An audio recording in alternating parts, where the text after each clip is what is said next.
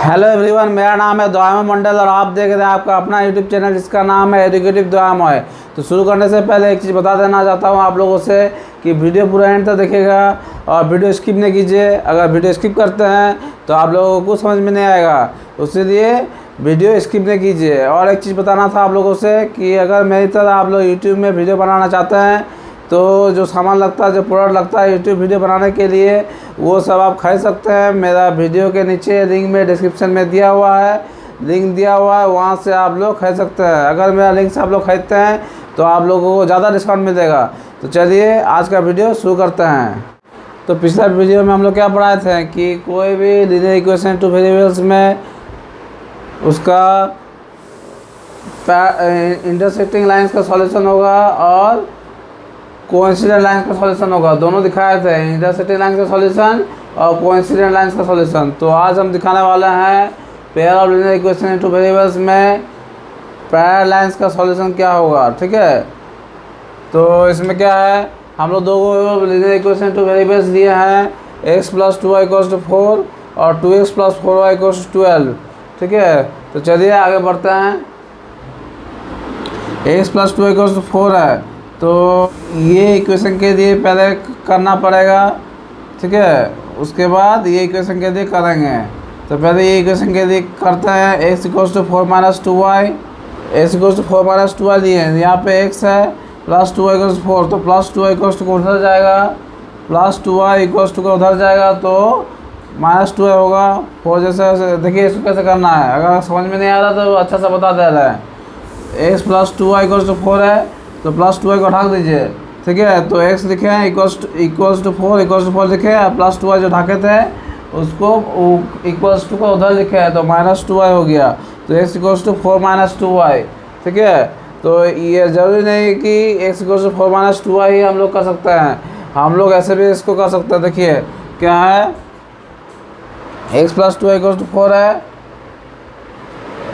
x + 2y = 4 है, तो हम लोग इसको 2y = 4 - x, तो y = 4 - x/2। यहाँ पे क्या आया था, x = 4 - 2y आया था, तो यहाँ पे क्या आ रहा, y = 4 - x/2। तो ये पहला नियम हो गया, इस नियम से भी आप लोग कर सकते हैं। ये दूसरा नियम हो गया, इस नियम से भी आप लोग कर सकते हैं। ठीक है, तो यहाँ पे हम लोग क्या पढ़ लिए थे, y = 0 x = 4 दिए थे।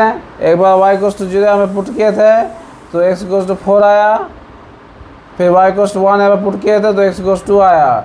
तो यहाँ पे क्या पुट करना है, एक बार x = 4 पुट करना है तो y = 0 आएगा, और एक बार x = 2 पुट करना है तो y = 1 आएगा। ठीक है, मतलब ऑल्टरनेट कर देना, मतलब रिवर्स कर देना है। और एक चीज़ बताना था आप लोगों से कि ये जो y 0 लेके किए हैं तो 4 आया, y 1 लेके किए हैं तो 2 आया।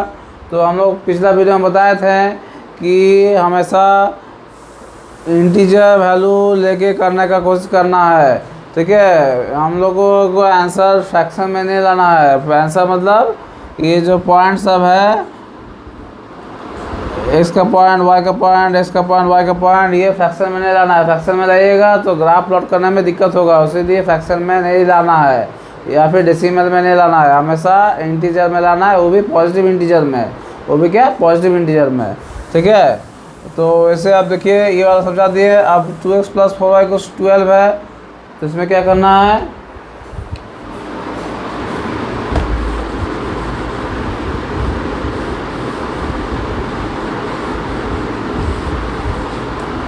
टू एक्स + 4y = 12, तो इसमें 2x = 12 - 4y। 2x देखिए फिर से वही नियम है जो इसमें बताया था कैसे करना है, + 4y को ढाक दीजिए तो क्या बचा, 2x = 12 बचा, तो 2x = 12 लिखे, + 4y को उधर ले जाना है तो -4y हो जाएगा, तो -4y 12 के बाद लिख दिए हैं। ठीक है, तो x = 12 - 4y और 2 जो है 12 - 4y का नीचे आ जाएगा। ये ऐसे होता है, ऐसे मैथमेटिक्स में ऐसे प्रोसेस है ऐसे करने का। ठीक है, आप देखिए इसमें क्या लिए थे, y = 0 पॉइंट लिए थे तो x का मान कितना आया 6 आया, 12 माइनस 0/2 तो 6 आया।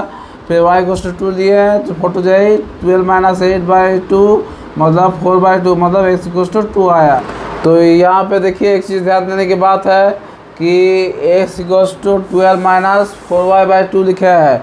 इसको हम लोग दूसरा तरीका से भी लिख सकते हैं, ज़रूरी नहीं कि इसी तरीक़ा से करना है, ठीक है। दूसरा तरीका क्या है, यहाँ पे लिख देते हैं क्या, equation 2x plus 4y equals to 12 है। तो क्या होगा 4y equals to 12 minus 2x, तो y equals to 12 minus 2x/4। तो यहाँ पे x क्या आया था, x इक्वल्स 12 माइनस 4y/2 आया था। तो यहाँ पे क्या आ रहा है, y equals to 12 minus 2x/4 आ रहा है। तो यहाँ पे क्या है, x का पॉइंट क्या लेना है, 6 लेना है। जरूरी नहीं कि 6 आप ले, आप दूसरा पॉइंट भी ले सकते हैं, लेकिन पॉजिटिव इंटीजर होना चाहिए ताकि y भी पॉजिटिव इंटीजर आए, ठीक है। इंटीजर मतलब क्या है, फिर से बता देते हैं। हिंदी में बोलते हैं हम लोग कि ऋणात्मक प्राकृतिक संख्या, धनात्मक प्राकृतिक संख्या और जीरो को इंटीजर कहते हैं। इंग्लिश में क्या है, negative natural number, positive natural number और जीरो को इंटीजर कहते हैं हम लोग, ठीक है। तो यहाँ पे क्या लेना है, हमेशा पॉजिटिव इंटीजर में पॉइंट सब लाना है, ठीक है। तो यहाँ पे क्या था, यहाँ पे चार्ट, यहाँ पे ये कोऑर्डिनेट्स टेबल है। ये क्या है, x का क्या है, x और y दो वेरिएबल है, तो x और y, x को ऊपर लिखते हैं, y को नीचे लिखते हैं। और x में क्या आया था, 4 और 2 आया था, तो 4 और 2 बगल में लिखते हैं, 4 के बगल में इधर 2 लिखते हैं। और y में क्या आया था, 0 और 1 आया था, तो y के बगल में क्या है, 0 और 1 यहाँ पे लिखते हैं, ठीक है। तो ये कोऑर्डिनेट हो गया 4,0, ये कोऑर्डिनेट हो गया 2,1, ठीक है। वैसे इसमें ये टेबल में देखिए x में यहाँ पे क्या है, 6 आया, x में क्या है, 2 आया, तो 6 और 2 s के रो में लिखे हैं, 6 और 2। और y क्या है, 0 आया था एक बार 2 आया था, तो y के रो में 0 और 2 एक बार लिखे हैं। तो ये क्या हो गया, 6 और 0 को कोऑर्डिनेट हो गया और 2 और 2 को कोऑर्डिनेट हो गया। अब आते हैं ग्राफ प्लॉटिंग में। यहाँ पे देखिए, यहाँ पे ग्राफ प्लॉट किए हैं।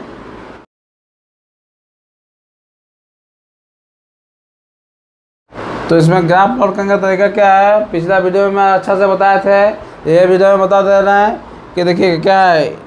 पहले x एक्सिस ड्रॉ करते हैं, y एक्सिस ड्रॉ करते हैं। ये है ऑरिजिन से लेकर x तक पॉजिटिव x एक्सिस, 0 से लेकर x' तक नेगेटिव x एक्सिस, 0 से लेकर y तक पॉजिटिव y एक्सिस और 0 से लेकर y' तक नेगेटिव y एक्सिस। तो अब देखिए क्या है, अब पॉजिटिव x एक्सिस पहले देखते हैं। क्या देखेंगे पहले, पॉजिटिव x एक्सिस।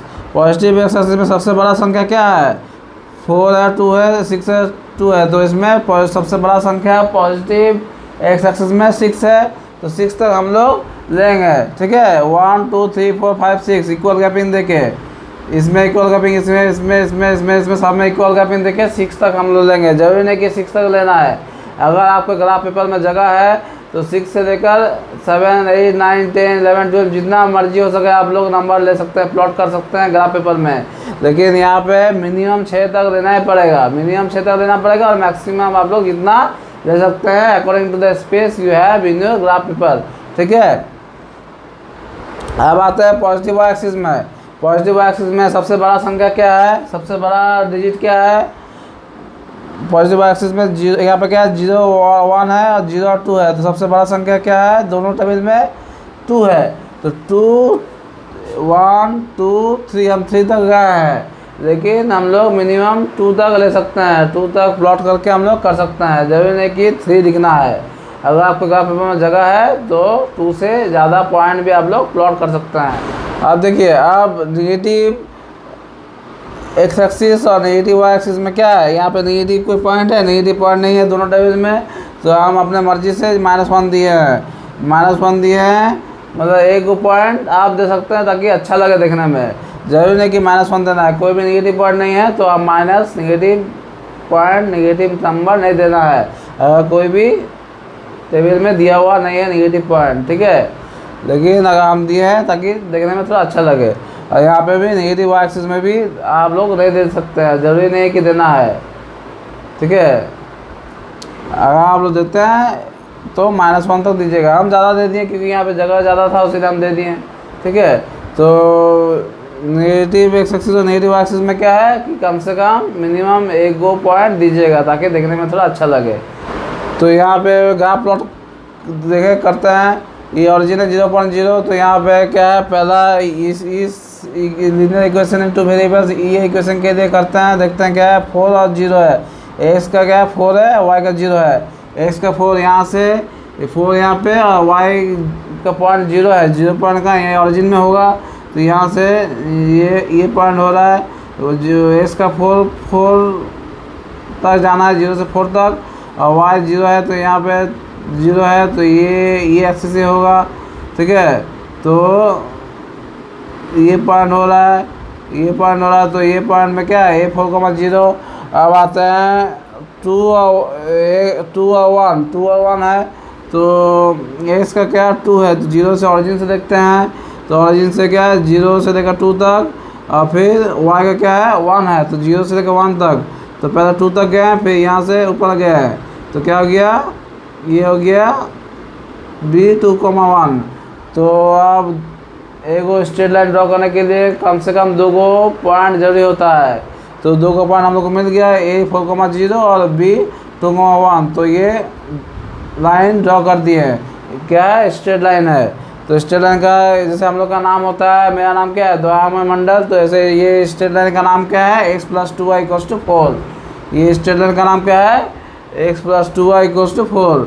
अब उसी तरह ये टेबल को देख के प्लॉट करेंगे, क्या है 6 और 0 है, तो 6,0 0 ऑरिजिन से देख के देखेंगे, 0 से लेकर 6 तक ये यहाँ पे हो रहा है, और वाई 0 है, तो 0 यहीं पर पॉइंट में, तो इसी लाइन में हो रहा है। तो यहाँ पे क्या हो गया 6,0 ये पॉइंट हो गया।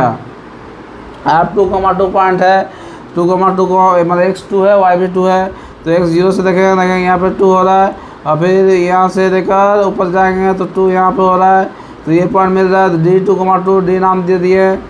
पहला में क्या दिए थे पॉइंट में, A नाम दिए थे, दूसरा पॉइंट में क्या नाम दिए थे, B नाम दिए थे, तीसरा पॉइंट में C नाम दिए थे, और चौथा पॉइंट में D नाम दिए। चौथा पॉइंट में क्या है, कोऑर्डिनेट्स D2,2। तो ये लाइन का भी ऐसे दोनों पॉइंट को जोड़ दिए, तो पूरा लाइन बन गया, स्ट्रेट लाइन बन गया। तो ये स्ट्रेट लाइन का नाम क्या है, 2x + 4y = 12। 2x + 4y = 12। तो यहाँ से क्या दिख रहा है हम लोग को कि ये दोनों पैरेलल है।